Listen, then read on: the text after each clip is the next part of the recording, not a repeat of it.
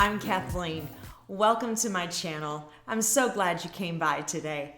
I want to talk about hair. Did you know that God actually mentions hair in the Bible? In Luke 12, the scripture tells us that God knows the number of hairs on our head. I want to encourage you today how much God knows and loves you. He sees you right where you're at, and He actually knows the number of hairs on your head. When I was 18, hair was all about the bigger, the better. And I had some major big hair. We would take a bottle of Aquanet, and we'd probably use a bottle in a weekend, but we'd spray up our bangs and then we'd get a blow dryer and we'd dry it so that it would like freeze straight up. It's one of those what were we thinking looks that we all had back in that day. Here's a pic to help you see what I'm talking about when I say big hair. This was when I was on a TV show called Star Search, which was kind of a prequel to American Idol or The Voice. And the gentleman in the picture with me is Ed McMahon. He was the host of the show. And I thought my hair was amazing that night. I was so excited to have a makeup artist and a hairstylist do my hair.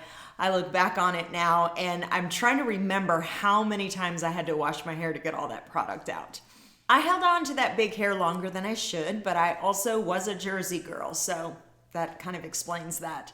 But after that, I kind of transitioned into what was known as the Rachel.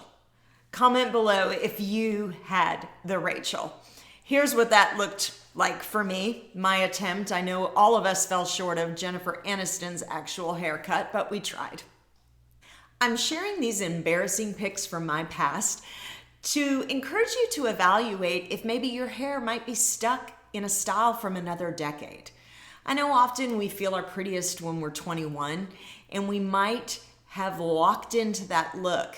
And maybe it's time to evaluate if there might be a more complementary hairstyle for this season of life. It's okay to try new things, and it doesn't have to be drastic. Something as simple as adding layers, highlights, or maybe even bangs can take years off of our appearance. They say as we age, our skin tone changes, and so it's important to evaluate our hair color. Oftentimes they'll recommend going a little lighter. For me, I like to get highlights about twice a year to just kind of brighten up my complexion. I also love to play with bangs. It's kind of my alternative to Botox. Helps hide those little lines in the forehead. I'll often get bangs cut and then I'll grow them out and then only to go back and get them cut again. But if you're afraid of trying bangs, because I know it can take a while to grow them out, they do sell clip-in bangs on Amazon. I'll put some links in the description below. I've never tried them, but it's a great way without taking the risk of cutting your hair to just see if you like the look. When I'm looking for ideas to refresh my hairstyle, I love to use the app Pinterest. It's a great place to get inspired on all kinds of things. But when I'm looking for a new hairstyle, I'll just put in what I'm wanting.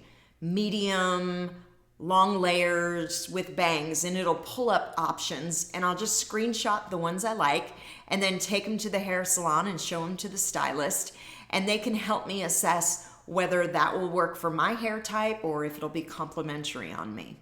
If you're looking for a new hairstylist to shake things up, what I've often done is just look for people with great hair. It might be at church, at the grocery store, at Starbucks. I'll just walk up to them, give them a compliment on their hair, and then ask them who's their stylist. I've never had anyone tell me no. Now, sometimes if someone's really good, it can take a while to get an appointment and get in.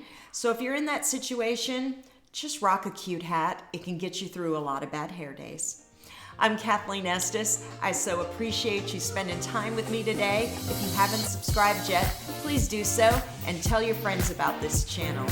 I hope you have a fantastic hair day.